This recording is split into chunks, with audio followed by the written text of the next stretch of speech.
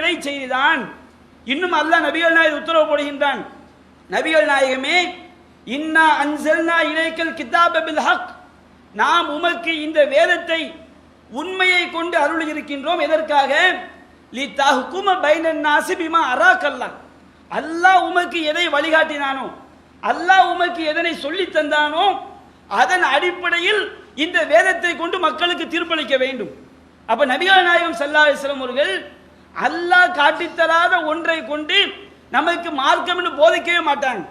நபிகள் நாயகம் இறை தூதர் என்று எந்த அடிப்படையில்?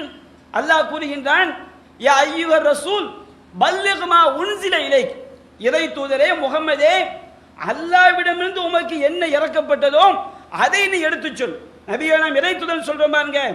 இறை தூதர் என்பதற்கு என்ன அர்த்தம்? அல்லாஹ்விடமிருந்து வந்த மார்க்கத்தை வந்து நமக்கு எடுத்து சொல்ல வேண்டும். ஃபஇல்லம் தஃஅல், நீர் அவ்வாறு எடுத்து சொல்லவில்லை என்றால் ஃபமா பல்லக்த ரிசாலத்துஹு, அல்லாஹ்வுடைய அந்த தூது செய்தியை நீர் ஒருபோதும் நிறைவேற்றியவரா எடுத்து சொன்னவராக ஆக மாட்டீர் என்று அல்லாஹ் சொல்லி காட்டுகிறான். அப்ப நாம ஹதீஸ் என்று சொல்லக்கூடிய விஷயங்கள் கூட நபிகள் நாயகம் என்ற அந்த அவர்களுடைய மனித கருத்து கிடையாது, அது இறை கருத்து தான். எந்த அளவுக்கு பாருங்க, சஹீஹ் முஸ்லிமிலே பதிவு செய்யப்பட்ட ஒரு செய்தி, நபிகள் நாயகம் ஸல்லல்லாஹு அலைஹி வஸல்லம் அவர்கள் ஜக்காத்து கொடுக்காதவங்களுக்கு என்ன தண்டனை என்பதை வந்து மக்களுக்கு சஹாபாக்களுக்கு போதிக்கிறாங்க. அப்ப அவங்க போதனை பண்றாங்க, ஒருவன் தங்கம் வெள்ளிக்கு ஜக்காத்து கொடுக்காமல் இருந்தால் மஹ்ஷர் மைதானத்தில் அவனுடைய அந்த தங்கம் வெள்ளி எல்லாம் அவை நரக நெருப்பிலே நன்றாக காய்ச்சப்பட்டு அவனுடைய விழாப்புறங்களிலும் நெற்றிகளிலும் முதுகுப்புறங்களிலும் சூடு போடப்படும். மறுமை நாளில் வந்து மஹ்ஷர் மைதானத்தில் ஒரு நாள் தண்டனை. ஒரு நாள் தண்டனை எவ்வளவு நாள்? இந்த உலகத்தில் கணக்கிடும்போது 50,000 வருடம் இந்த மாதிரி அவனுக்கு தண்டனை கொடுக்கப்படும். அந்த உருக்கப்பட்ட தங்கம் வெள்ளி எல்லாம் அவை மீண்டும் அது காய்ந்து போகும் பாருங்க. அப்ப திரும்பவும் என்ன செய்யப்படும்? உருக்கப்பட்டு அவனுக்கு சூடு போடப்படும் அப்படின்னு சொல்றாங்க. அப்ப சஹாபாக்கள் கேட்கறாங்க, அல்லாஹ்வின் தூதரே, ஒட்டகத்துக்கு சக்காத்து கொடுக்காட்டா என்ன தண்டனை? ஒட்டகத்துக்கு கொஞ்சம் சக்காத்து கொடுக்காட்டா மஹ்ஷர் மைதானத்தில் ஒரு வெட்ட வெளியில் அவன் தூக்கி வீசப்படுவான். பால் குடி மறந்த குட்டி ஒட்டகம் உட்பட அவன் எந்தெந்த ஒட்டகங்களுக்கு சக்காத்து கொடுக்கவில்லையோ எல்லா ஒட்டகங்களும் அவனை ஒரு நாள் மிதிக்கும். ஒரு நாள் என்பது இந்த உலகத்தில் உள்ள 50,000 ஆண்டுகளுக்கு சமம். அப்ப அதுக்கு பிறகு அவனுக்கு தீர்ப்பளிக்கப்படும். முதல் ஒட்டகம் கடைசி ஒட்டகம் மிதித்த பிறகு மீண்டும் முதல் ஒட்டகம் வந்து மிதிக்குங்கிறாங்க. அப்ப சஹாபாக்கள் கேட்கிறாங்க, அல்லாஹ்வின் தூதரே, ஆடு மாடுக்கு சக்காத்து கொடுக்காட்டா அவனுக்கு என்ன தண்டனை? ஆடு மாடுக்கு சக்காத்து கொடுக்கலையா? அந்த ஆடு மாடுகள் எல்லாம் மிகப்பெரிய உருவத்தில் வரும். அது கொம்பு உள்ள ஆடாக இருந்தாலும் சரி, கொம்பில்லாத ஆடு மாடாக இருந்தாலும் சரி, அது வந்து எல்லா ஒட்டுமொத்த ஆடு மாடுகளும் வந்து அவனை மஹ்ஷர் மைதானத்தில் மிதிக்கும். அவனுக்கு ஒரு நாள் தண்டனை வழங்கப்படும். ஒரு நாள் தண்டனை என்பது இந்த உலகத்தில் உள்ள 50,000 வருடங்களுக்கு சமங்கிறாங்க. அப்ப சஹாபாக்கள் கேட்கிறாங்க, அல்லாஹ்வின் தூதரே, ஒருவன் குதிரையை அல்லாஹ்வுடைய பாதையில பயன்படுத்தினால் அவனுக்கு என்ன தண்டனை கிடைக்குங்கிறாங்க. நபிகள் விரிவா சொல்லிக்கிட்டே வர்றாங்க. அப்ப சஹாபாக்கள் கேட்கிறாங்க, அல்லாஹ்வின் தூதரே, கழுதையும் வச்சிருந்தாங்க, கழுதையை வந்து அல்லாஹ்வுடைய பாதையில பயன்படுத்தினா அவனுக்கு என்ன ஒரு நன்மை கிடைக்கும் அப்படின்னு கேட்கிறாங்க. அப்ப நபிகள் நாயகம் சொல்லி காட்டுறாங்க, மா உன்சில அலைய ஃபில் ஹும்ரி ஷைஉன், கழுதை விஷயத்தில் அல்லாஹ் எனக்கு எதை இறக்கலையே. அப்ப தங்கம் வெள்ளி சொன்னாங்க பாருங்க, ஒட்டகத்துடைய தண்டனை சொன்னாங்களா இல்லையா? ஆடு மாடுக்கு சொன்னது, குதிரைக்கு சொன்னது எல்லாமே அல்லாஹ்ட்ட வந்தது. சஹாபாக்கள் கழுதையை பத்தி கேட்கும்போது நபிகள் நாயகம் சொல்லி காட்டுறாங்க, கழுதையை பெயர் சொல்லி அல்லாஹ் எதையும் அல்லாஹ் இறக்கல. மா உன்சில அலைய ஃபில் ஹும்ரி ஷைஉன், கழுதை விஷயத்தில் அல்லாஹ்விடமிருந்து எனக்கு எந்த ஒன்றும் வரவில்லை. இல்லா ஹாதிஹில் ஆயத்தல் அல் ஃபாத்தா அல் ஜாமியா, ஒருங்கிணைந்த தனித்துவம் வாய்ந்த ஒரு வசனத்தை அல்லாஹ் ஒட்டுமொத்தமாக இறக்கி வைத்து விட்டான். ஒவ்வொன்றுக்காக சொல்லிக்கிட்டே போக முடியாதா இல்லையா? இப்போ நாம கேட்போம், ஸ்கூட்டரை ஒரு அல்லாஹ்வுடைய பாதையில் பயன்படுத்தினா அவனுக்கு என்ன நன்மை கிடைக்கும்? காரை பயன்படுத்தினா என்ன நன்மை கிடைக்கும்? இப்படி கேட்க வேண்டும். எப்படி ஒவ்வொன்றாக செல்லும் என்பதால் நபிகள் நாயகம் சொல்றாங்க, அல்லாஹ் ஒட்டுமொத்தமாக ஒரு ஆயத்தை இறக்கி வைத்தான். ஃபமை யஅமல் மிஸ்கால தர்ரத்தின் கைரையரா வமை யஅமல் மிஸ்கால தர்ரத்தி ஷர்ரையரா, எவன் ஒருவன் அணு அளவு நன்மை செய்கிறானோ அதை அவன் காண்பான், மறுமையில காண்பான்.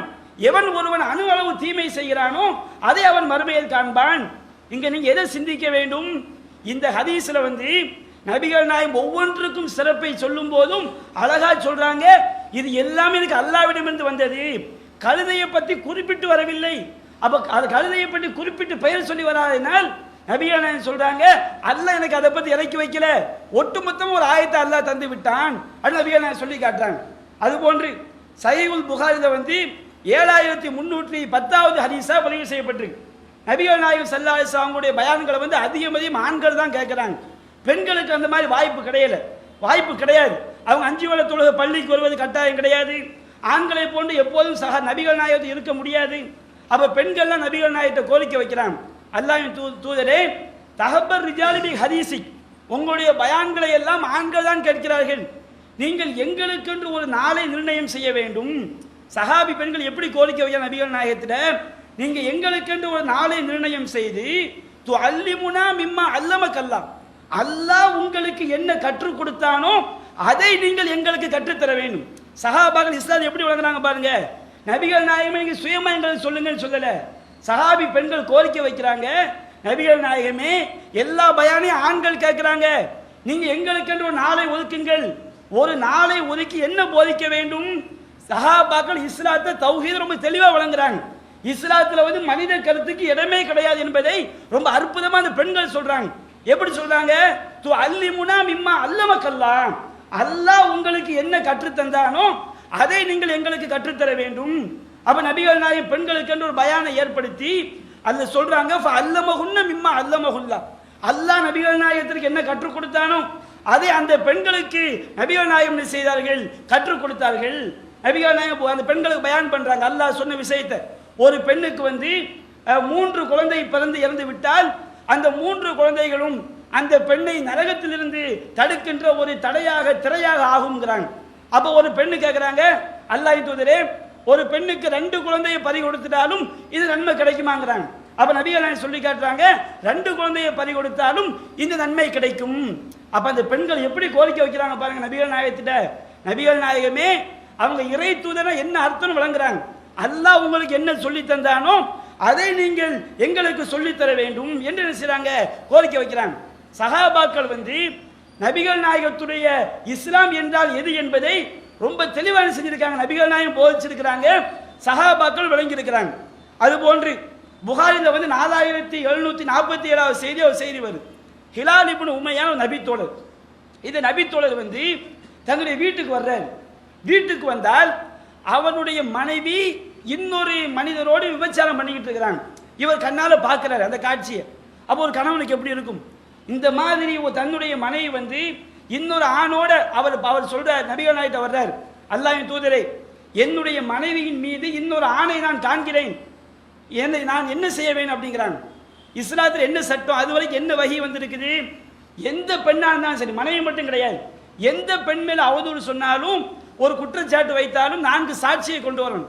அப்ப நபிகள் நாயகம் சொல்லி காட்டுறாங்க, அது பையினா, இல்லை என்றால் ஹத்துன் ஃபில் அஹ்ரி, நீ ஆதாரத்தை கொண்டு வா, இல்லைன்னா முது அடிதான் விழும், தப்பிக்க முடியாதுங்கிறாங்க.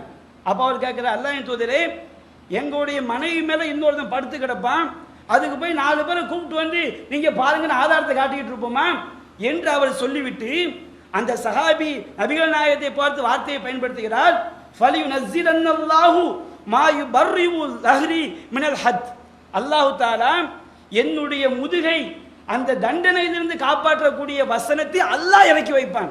நபிகள் நாயகம் எப்படி சொல்லல? நபிகள் நாயகமே நீங்க சட்டத்தை மாத்துங்கன்னு சொல்லல. அந்த ஹிலால் இப்னு உமையா என்கிற நபித்தோழர் நபிகள் நாயகத்தை பார்த்து சொல்றாரு, அல்லாஹ்வின் தூதரே, இந்த மாதிரி ஒரு மனைவியோடு இன்னொரு ஆணை பார்க்கும்போது நாங்க ஆதாரத்தை தேடி போவோமா? நிச்சயமா அல்லாஹ் அந்த மாதிரி தீர்ப்பு சொல்ல மாட்டான். நபிகள் நாயகம் சொல்லவே இல்லை, நீங்க சொன்ன தீர்ப்பு அநியாயம் அவங்க சொல்லல, அல்லாஹ் அந்த மாதிரி தீர்ப்பு சொல்ல மாட்டான். என்னுடைய முதுகை தண்டனையிலிருந்து காப்பாற்றக்கூடிய சட்டத்தை அல்லாஹ் இறக்கி வைப்பான். அப்ப சஹாபாக்கள் எவ்வளவு ஷார்ப்பா வழங்கியிருக்காங்க பாருங்க. இஸ்லாமிய மார்க்கம் என்பது நபிகள் நாயகத்துடைய போதனை என்பதும் குர்ஆனுடைய வசனங்கள் என்பதும் நபிகள் நாயகத்துடைய சொந்த கருத்து கிடையாது. இஸ்லாம் என்று சொன்னாலே அது அல்லாஹ்வுடைய கருத்து தான் என்பதை நாம ரொம்ப தெளிவா வழங்க முடியுது. அது போன்று முஸ்லிம் புகாரில 4329வது செய்தியாக ஒரு ஹதீஸ் பதிவு செய்யப்படுது. உம்ராக்கு போறோம். உம்ராக்கு போகக்கூடியவங்க இஹ்ராமுடைய நிய்யத்து வைத்த பிறகு நறுமணம் பூசக்கூடாது, அதுபோல் தையல் ஆடையை அணியக்கூடாது. ஒரு சஹாபி என்ன பண்றாரு, இஹ்ராமுடைய நிய்யத்து வைத்த பிறகு நறுமணம் பூசிக்கிறாரு, தையல் ஆடையை ஜுப்பாவை அணிச்சுக்கிறாரு. அவர் நபிகள் நாயகத்தில் வர்றார், அல்லாஹ்வின் தூதரே, ஒரு மனிதர் இஹ்ராமுடைய நிய்யத்து வைத்த பிறகு அவர் நறுமணத்தை பூசிக்கிறாரு, அவர் ஜுப்பாவை அணிஞ்சுக்கிட்டாரு, இவருக்கு என்ன சட்டம் கேட்குறாங்க. இந்த மார்க்கம் வந்து நபிகள் நாயகத்துடைய சுய கருத்தா இருக்குன்னு வச்சுக்கிடுங்க. நபிகள் நாயகம் ஃபத்வா கொடுத்துருக்கணும். நபிகள் நாயகம் மார்க்க தீர்ப்பு கேட்டு வர்றாங்க, அமைதியா நபிகள் நாயகம் இருக்கிறாங்க. அவர் கேட்கிற கேள்விக்கு நபிகள் நாயகத்துக்கு பதில் தெரியல. பதில் ஏன் தெரியல? அல்லாஹ்ட்ட வரல. அவங்களா சுயமா இஸ்லாம் அவங்க சொன்ன மார்க்கமா? நபிகள் நாயகம் அமைதியா இருக்கிறாங்க. அமைதியா இருக்கும் பொழுது அவங்களுக்கு அப்படியே வகி இறங்குது. வகி இறங்கும் போது நபிகள் நாயகத்தின் நிலை அப்படியே செய்துவிடும். முகமெல்லாம் வேர்த்து கொட்டும், பயங்கரமா மூச்சு வாங்கும், குரட்டை விடுவதை போன்று சத்தம் வரும். கண்ணகு முகமரும் வஜூஹு ஹதீஸ்ல வரும். நபிகள் நாயகத்துடைய முகம் அப்படியே செவந்து விட்டது.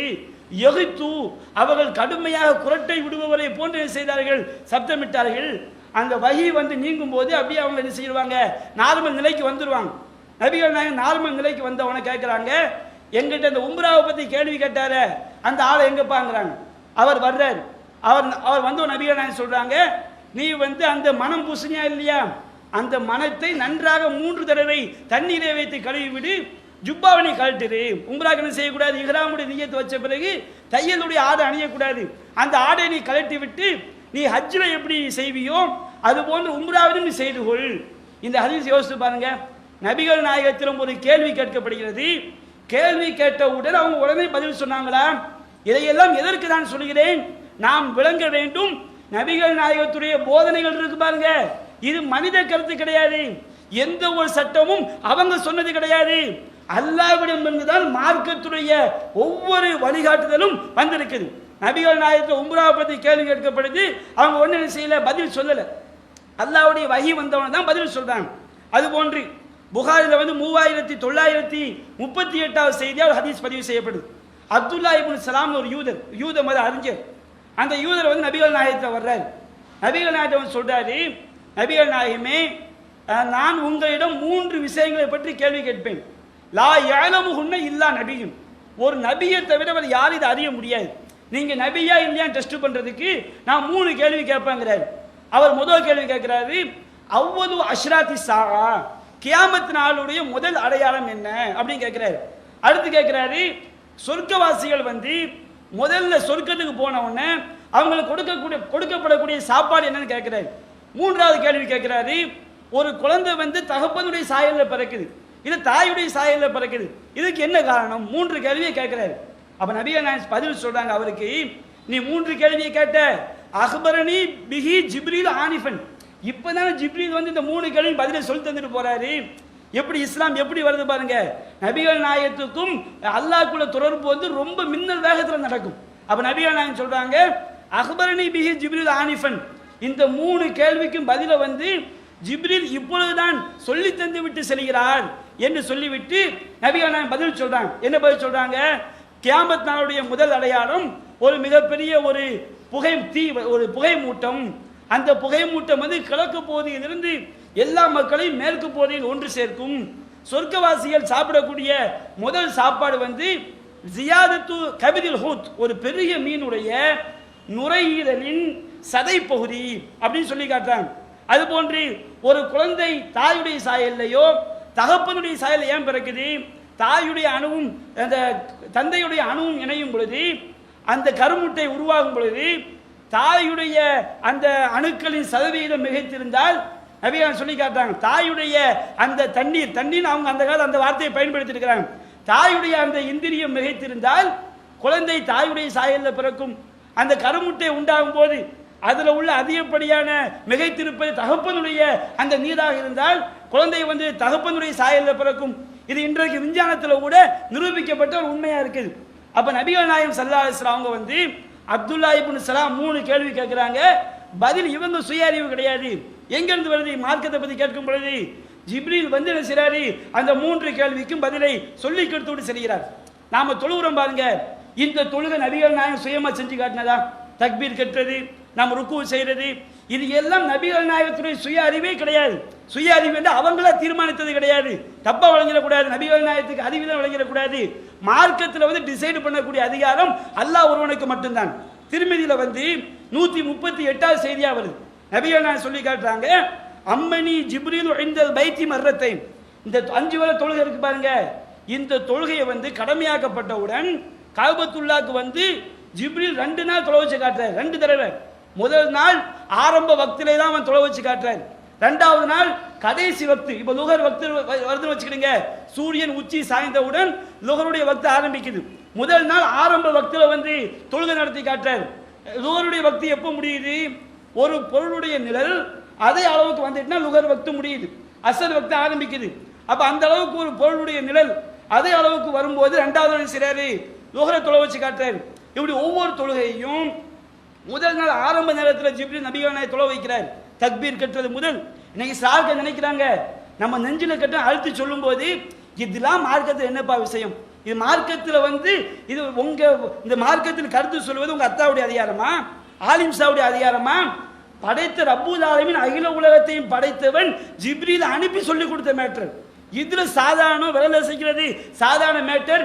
இது எல்லாம் உனக்கு எங்க அதிகாரம் இருக்குது? நீ அல்லாஹ்க்கு அடிமை, அவன் சொன்னதை கேட்டு போகும். மற்ற எந்த கருத்தும் இந்த மார்க்கத்தில் சொல்வதற்கு உனக்கு அதிகாரம் கிடையாது. அப்ப ஜிப்ரீல் வந்து தொலை வச்சு காட்டுறாரு.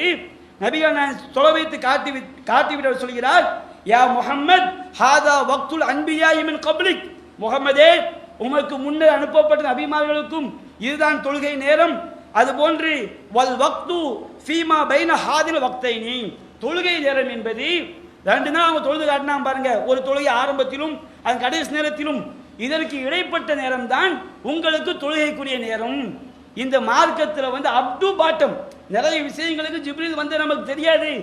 ஆனால் எல்லா விஷயங்களும் ஜிப்ரீல் வந்து கற்றுக் கொடுத்ததுதான், அல்லாஹ் காட்டி கொடுத்ததுதான். இதற்கு ஏராளமான சான்றுகளை நாம் சொல்லிக் கொண்டே போகலாம். அதுபோன்று நசாயில வந்து 5208வது செய்தி பதிவு செய்யப்படுது. நபிகள் நாயகம் ஸல்லல்லாஹு அலைஹி வஸல்லம் அவங்களுக்கு வந்து ஒரு பட்டாடை அன்பளிப்பு செய்யப்படுது. பட்டாடை அன்பளிப்பு செய்யப்பட்டவன மனிதன் தானே, நபிகளை அணிஞ்சிடுறாங்க. பட்டாடை அணிஞ்சவன ரொம்ப வேகமா கலட்டுறாங்க. கலட்டி என்ன செய்றாங்க, உமர் ரலியல்லாஹு அவங்களுக்கு வந்து அதை அன்பளிப்பா கொடுக்குறாங்க. கொடுத்தவனே சஹாபாக்கள் உமர்கிட்ட கொண்டு போய் கொடுங்கிறாங்க. அப்ப சஹாபாக்கள் கேட்கிறாங்க, அல்லாஹ்வின் தூதரே கத அவுஷக்க மா நஸஅதஹு, அல்லாஹ்வின் தூதரே நீங்க இந்த ஆடையை ரொம்ப ஸ்பீடா கலட்டினீங்களே, மாட்டினீங்க, ரொம்ப வேகமா நீங்க கலட்டினீங்களே. அப்ப நபிகள் நான் சொல்லி காட்டுறாங்க, நகானி அன்ஹு ஜிப்ரீல் அலைஹிஸ்ஸலாம், நான் இந்த பட்டாடையை போட்டோன்னு ஜிப்ரீல் வந்து தடுத்துட்டாரு. சஹாபாக்களுக்கு தெரியல. இந்த மார்க்கத்தில் உள்ள ஒவ்வொரு ஏவல் விளக்கல் இருக்கு பாருங்க, இது எல்லாமே அல்லாஹ்விலிருந்து வந்த இது சமுதாயம் விளங்க வேண்டும். இன்றைக்கு சஹாபாக்களை பின்பற்றக்கூடாது, இமாம்களை பின்பற்றக்கூடாது என்ன அர்த்தம்? அவங்க சொந்த கருத்தை மார்க்கமா எடுக்காதீங்க சொல்றோம். சஹாபாக்களை சொந்த கருத்தை எடுக்கக்கூடாது சொன்ன என்ன கேட்குறாங்க, தௌஹீத் ஜமாத் சஹாபாக்களை திட்டுது. யார் பா திட்டுறா? நபிகள் நாயகத்தை உயிருக்கு மேல மதிக்கணும், நபிகள் நாயகத்தை போய் கையேந்துவோமா? உயிருக்கு மேல மதிப்பது என்பது வேறு, இறைவனுடைய வணக்கத்தை கொடுப்பது என்பது வேறு. இந்த மார்க்கத்தில் சட்டம் சொல்லக்கூடிய அதிகாரம் படைத்த இறைவனுக்கு சொல்லும் போது மார்க்கம் தெரியாத மூடர்கள் இந்த சமுதாயத்தை நரக படுகொலிகள் தள்ள வேண்டும் என்பதற்காக என்ன சொல்றாங்க, சகா மனித கருத்துக்களை மார்க்கமாக்கி விட்டு, முன்னோர்களின் கருத்துக்களை மார்க்கமாக்கி விட்டு, அட மார்க்கம் இறை கருத்துப்பான் சொல்ல போகும்போது நம்மள நோய் கேட்கிறான், சகாபாக்களை திட்டுகிறார்கள். திட்டுறதா? இதை விளங்க வேண்டும் சமுதாயம். மார்க்கம் என்பது அல்லாஹ் ஒருவனுக்கு மட்டும்தான் அதிகாரம். இதுல வேற யாருக்கும் நாம் அந்த அதிகாரத்தை கொடுத்து விட்டால் நாம் அவர்களை கடவுளாக எடுத்துக்கொண்டோம். இத்தஹது அஹ்பாரஹும் வ ருஹ்பானஹும் அர்பாப மின் தூனில்லாஹ், யஹூதி நஸாராக்கள் தங்களுடைய அறிஞர்களையும் பாதிரிமார்களையும் கடவுளாக எடுத்துக்கொண்டார். அல்லாஹ் சொல்றான் பாருங்க, இந்த மேட்ரு தான். அல்லாஹ் ஒன்னு சட்டமாக்குவான், அறிஞர்கள் கூடாதும்பான். அதை போய் அல்லாஹ்வை விட்டுட்டு அறிஞர் கருத்தை எடுத்துக்கிடுவான். அல்லாஹ் ஒன்னு கூடாதும்பான், அறிஞருடைய சொந்த கருத்தை எடுத்துக்கொள்வான். இதுதான் அவங்களை கடவுளாக்குறது. அல்லாஹ் கேட்கின்றான், அம்லகும் ஷுரகாவுன் ஷரவுலகும் மினத் தீனி மாலம் ஏதன் பிகில்லாஹ், அல்லாஹ் அனுமதி அளிக்காத மார்க்க சட்டத்தை விதியாக்கக்கூடிய கடவுள்கள் அவர்களுக்கு இருக்கிறார்களா? இஸ்லாத்தில் ஒன்றை மார்க்கம் என்று சொல்ல வேண்டும் என்றால் அல்லாஹ் கடவுள் சொல்ல வேண்டும். அல்லாஹ் அல்லாஹ் ஒருவருடைய கருத்தை மார்க்கமாக்கினால் நீங்கள் அவரை கடவுளா எடுக்கிறீங்க. நபிகள் நாயகத்துக்கே அல்லாஹ் சுயமா சொல்லக்கூடிய அதிகாரத்தை கொடுக்கவில்லை. அல்லாஹ்வுடைய அனுமதி இல்லாமல் எந்த ஒரு சட்டத்தையும் சொல்ல முடியாது. அப்ப நபிகள் நாயகம் அபு உமருக்கு கொடுத்தோன்னு உமர் அழுகுறார், யார சொல்லலாம் நீங்க வெறுத்தாடு எனக்கு தந்துட்டீங்களேங்கிறான். அப்ப நபிகள் நாயகம் சொல்றாங்க, இதை நான் உனக்கு அணிய தரலப்பா, நீ இதை என்ன செய், யாருக்கு அன்பளிப்பா கொடுங்கிறாங்க, அது இதை நீ வைத்து வியாபாரம் செய்யுங்கிறாங்க. அந்த பட்டாடையை வந்து உமர் ரலியல்லாஹு அன்ஹு 2000 திர்ஹத்துக்கு வித்தாங்களாம். அப்ப எவ்வளவு விலை மதிப்பு மிக்க பட்டாடைன்னு பாருங்க. அப்போ ஒரு ஆடை நபிகள் அணியிறாங்க, அணியக்கூட தடை எங்கிருந்து வருது? அல்லாஹ்விடமிருந்து வருகிறது. அது போன்று நபிகள் நாயகம் சொல்லி காட்டுறாங்க. முஸ்லிம்ல 4756 செய்தியா பதிவு செய்யப்பட்டிருக்கிறது. அவங்க சொல்றாங்க, மாசால ஜிப்ரீலு யூசினி பில் ஜாரி ஹத்தா லனன்து அன்னஹு லை வர்ரிசன்னஹு. அண்டை வீட்டுக்கார விஷயத்திலே ஜிப்ரீல் எனக்கு அறிவுரை சொல்லிக் கொண்டே இருந்தார். அறிவுரை எங்கிருந்து வருது? நீங்க அண்டை வீட்டுக்காரங்களும் எப்படி நடக்க வேண்டும் என்கின்ற படிப்பினை இருக்குது. அண்டை வீட்டுக்காரங்க விஷயம் எப்படி நடக்க வேண்டும், நம்ம மனிதனா உட்கார்ந்து யோசித்து எழுதுறதா?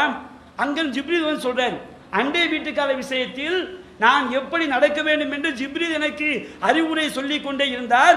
நான் நினைத்தேன், ஹத்தா லனன்து அன்னஹு லை வர்ரிசன்னஹு, அண்டை வீட்டுக்காரனை நம்முடைய சொத்துக்கு வாரிசாக்கி விடுவார்களோ என்று நான் எண்ணும் அளவிற்கு ஜிப்ரீல் அறிவுரை சொன்னார். யோசித்து பார்க்கணும், இந்த அண்டை வீட்டுக்காரங்க விஷயத்தில் எப்படி நடக்க வேண்டும் என்கின்ற அறிவுரை கூட எங்கிருந்து வந்திருக்கு? அல்லாஹ்விலிருந்து ஜிப்ரீல் மூலமாக தரப்பட்ட விஷயம்தான். அதுபோன்று நபிகள் நாயகம் ஸல்லல்லாஹு சொல்லி காட்டுறாங்க. நசாயில 3104வது ஹதீஸா பதிவு செய்யப்பட்டு, நபிகள் நாயகம் ஒரு சஹாபி கேள்வி கேட்கிறார், அல்லாஹ்வின் தூதரே, நான் புறமுதுகு காட்டாமல் நன்மை எதிர்பார்த்தவனாக, இறைவனுக்காக அதாவது பொறுமை கொண்டவனாக நான் போர் செய்து என்னுடைய உயிர் நான் கொல்லப்பட்டால் என்னுடைய எல்லா பாவங்களும் மன்னிக்கப்படுமான்னு கேட்கிறாங்க. நபிகள் மார்க்க தீர்ப்பு கொடுக்குறாங்க, தியாகிக்கு எல்லா பாவம் மன்னிக்கப்படுமா இல்லையா? உனக்கு எல்லா பாவம் மன்னிக்கப்படுங்கிறாங்க.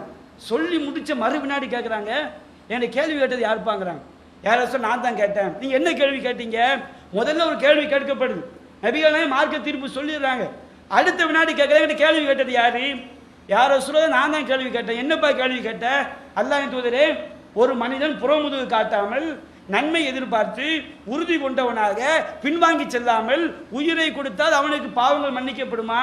நபிகள் நான் சொல்ல, எல்லா பாவங்களும் மன்னிக்கப்படும், இல்ல தைன், கடனை தவிர. அப்படி சொல்லி நபிகள் நான் சொல்லி காட்டுறாங்க. சாரணி பிஹி ஜிப்ரீல் ஆனிஃபன், இப்பதான் ஜிப்ரீல் ரகசியமா சொல்லிட்டு போறார். நபிகள் நாயகம் ஸல்லல்லாஹு அலைஹி வஸல்லம் அவங்க ஒரு மார்க்க தீர்ப்பு வழங்குறாங்க. ஃபர்ஸ்ட் வழங்கின தீர்ப்பு ஒரு சின்ன தப்பு, கடனை அல்லாஹ் மன்னிக்க மாட்டான்னு சொல்லணும். அந்த தப்பு வந்தவன அல்லாஹ் என்ன செய்யறான்? ஜிப்ரீல் அனுப்புறான். ஜிப்ரீல் நீங்க போய் சொல்லிட்டு வாங்க. ஜிப்ரீல் வேகமா சொல்றாங்க, நபிகள் நாயகமே, கடனுக்கு மட்டும் மன்னிப்பு கிடையாது. அப்ப இந்த மாதிரி அபூபக்கர் ரலியல்லாஹு அன்ஹு அவங்களுக்கு வருமா? இந்த மாதிரி ஷாஃபி இமாமுக்கு வருமா? ஒரு மனுஷன் தப்பான மார்க்க தீர்ப்பு சொல்றான், யாருக்கு? பிஜேக்கு வருமா? எனக்கு வருமா? யாருக்கு வரும்? இந்த மாதிரி வகை நபிகள் நாயகத்தை தவிர யாருக்கும் கிடையாது. நபிகள் நாயகம் அவங்க சுயமா சொன்ன மார்க்கம் கிடையாது, இது அல்லாஹ்வுடைய மார்க்கம்.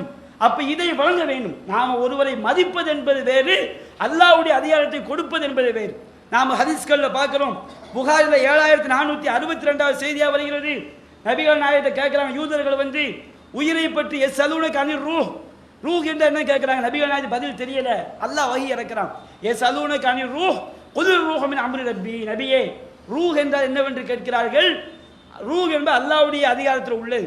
வமா ஊத்து மினல் இல்மி இல்லா கலீலா, அவர்களுக்கு வழங்கப்பட்ட அறிவு ரொம்ப கம்மி அப்படிங்கிற ஆயத்தை அல்லாஹ் இறக்கி பதில் சொல்றான். இப்படி எத்தனை சான்றுகள், ஆயிரக்கணக்கான சான்றுகள் சொல்லிக்கிட்டே போகலாம்.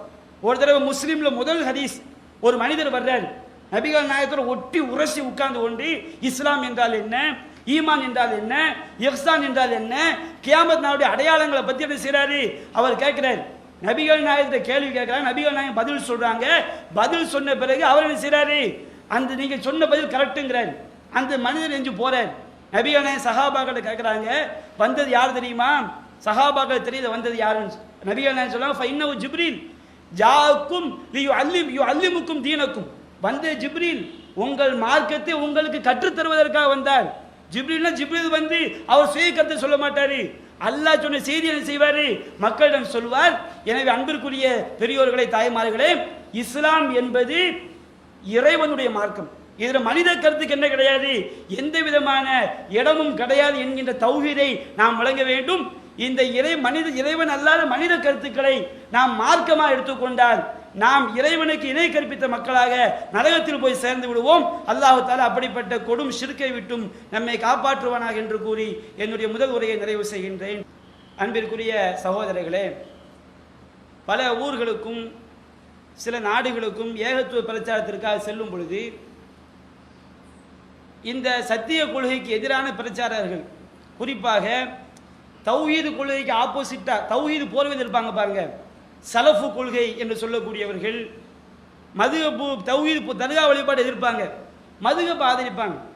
இந்த மாதிரி ஆதரவாளர்கள், அதுபோன்று நம்முடைய ஜமாத்திலிருந்து நீக்கப்பட்ட சிலர்கள், இவங்கெல்லாம் என்ன நினச்சிக்கிட்டு இருக்காங்கன்னு சொன்னால், இதை நாம் கொள்கைவாதியை தெளிவுபடுத்த வேண்டும். அதாவது சகோதரர் பிஜே வந்து மௌத்தாயிட்டா அவங்களுடைய கொள்கை தான் மேலோங்கும். அவங்க என்ன நினைக்கிறாங்க, இன்னைக்கு தௌஹீத் கொள்கை மேலோங்கி நிற்கிது பாருங்க, இதை வந்து அவர் இருக்கிற வரைக்கும் நம்மளால ஒன்றும் செய்ய முடியாது. இலங்கையில் ஒரு அறிஞர் அப்படியே சொல்றார், எங்க ஊர்ல ஒரு ஆள் அப்படியே பயான் பண்றார், அவர் இருக்கிற வரைக்கும் கரெக்டாக போகும், அவர் மௌத்தாயிட்டா என்ன செய்யாது, இவங்க சின்ன பின்னம் ஆயிடுவாங்க அப்படின்னு நினைக்கிறாங்க. அல்லாஹ்வுடைய மார்க்கத்தை வந்து எந்த மனிதரை கொண்டும் அல்லாஹ் பலப்படுத்துவான், நாம விளங்கணும். அதாவது யுரீதூன லியுத்ஃபிஊ நூரல்லாஹி பிஅஃவாஹிஹிம், அல்லாஹ்வுடைய ஒளியை தங்களுடைய வாய்களால் ஊதி அணைத்து விடலாம் என்று நினைக்கிறார்கள். வல்லாஹு முத்திம்மு நூரிஹி வலவ் கரிஹல் காஃபிரூன், அவர்கள் அந்த மறுப்பாளர்கள் வெறுத்த போதிலும் அல்லாஹ் தன்னுடைய ஒளியை பரிபூர்ணப்படுத்துவான். அவங்களுடைய செயல்பாடை பார்க்கும் இதுக்கு வெயிட் பண்ணிக்கிட்டு இருக்க மாதிரி தெரியுது அவங்களுடைய நிலைப்பாடுகள். நாம விளங்க வேண்டும், இந்த மார்க்கம் என்பது தனி மனிதனை வைத்து கிடையாது. அல்லாஹ் ஒவ்வொரு காலத்திலும் ஒவ்வொரு மனிதனை வைத்து சத்தியத்தை அல்லாஹ் செய்வான், மேலவங்க செய்வான். அப்ப நாம கொள்கையை சரியா விளங்கக்கூடிய மக்கள் ஆகணும். ஆரம்ப காலத்தில் வந்து தௌஹீத்வாதின்னு சொன்னால் குர்ஆன் வசனம் அப்படி மனசுல இருக்கும். 6:35 அல்லாஹ் இப்படி சொல்றான், 7:42 எப்படி இருக்குது, இந்த நசாயில் எந்த ஹதீஸ் வருது, முஸ்லிம் எந்த ஹதீஸ் வருது. இன்னைக்கு பார்த்தா நுரை மாதிரி பொங்கி இருக்கிறோமே தவிர குர்ஆன் வசனத்தை படித்து ஹதீஸை படித்து அதை தெளிவாக புரிந்து கொள்ளக்கூடிய மக்கள் ரொம்ப கம்மி. அப்ப நாம எதுக்கு அவன் பயப்படுறான், நாம அந்த கொள்கையை விட்டு சரிகிறோம் நினைக்கிறான். நாம் ஒரு அறிஞர் போய்விட்டால் அவங்க தப்பான கருத்தை உள்ள பூத்தி விடலாம் நினைக்கிறான். அப்படி பூத்த முடியாது. எப்போ பூத்த முடியாது, நாம ஒவ்வொரு மனிதனும் நாம கொள்கையை சரியா விளங்கணும். நம்முடைய சமுதாயத்தில் ஒவ்வொரு ஜமாத்திலும் ஒவ்வொரு கிளைகளிலும் மற்ற மற்ற விஷயங்களுக்கு நீங்க எப்படி முக்கியத்துவம் கொடுக்குறீங்களோ அது போன்று அதை விட பல மடங்கு இறை செய்திதான் இறை மார்க்கம். இதை விளங்கி எவன் அசத்திய கருத்துடைய எவன் வந்தாலும் குர்ஆன் ஆயத்தை எடுத்து சொல்லி ஹதீஸை எடுத்து சொல்லி பதிலளிக்கக்கூடிய சக்தி உள்ளவனாக ஒவ்வொரு மனிதனும் மாறிவிட்டால், ஆரம்ப காலத்தில் எப்படி சுன்னத் ஜமாத் ஆலிம் சாக்கள் ஒரு தௌஹீத்வாதியை கண்டா பயந்து ஓடினானோ அது போன்ற ஒரு நிலை அல்லாஹ் மீண்டும் ஏற்படுத்தும் என்று அல்லாஹ் வைத்திருக்கின்றான். நாம கொள்கையை படிக்கக்கூடிய மக்களாக, கொள்கைக்கு முக்கியத்துவம் கொடுக்கக்கூடிய மக்களாக ஆனால் அல்லாஹ் தஆலா கியாமத் நாள் வரை இந்த ஜமாத் கொள்கை அடிப்படையில் செல்லக்கூடிய ஜமாத்தாக, சத்தியத்திற்கு பாடுபடக்கூடிய ஜமாத்தாக, அசத்தியத்தை எதிர்க்கக்கூடிய ஜமாத்தாக அல்லாஹ் ஆக்கியருள் புரிவான். அப்படிப்பட்ட கொள்கைவாதிகள் ஆக வேண்டும். நம்முடைய அனைத்து கிளைகளும் கொள்கை விஷயத்தில் இறை செய்தான் இறை மார்க்கம் என்கின்ற இந்த விஷயத்தை அனைத்து மக்களுக்கும், ஆண்களுக்கும் பெண்களுக்கும் புரிய வைக்கக்கூடிய நிகழ்ச்சிகளை ஏற்பாடு செய்ய வேண்டும் என்று கூறி என்னுடைய உரையை நிறைவு செய்கின்றேன். வாஹிரு தஅவானா அல்ஹம்துலில்லாஹி ரப்பில் ஆலமீன். அஸ்ஸலாமு அலைக்கும்.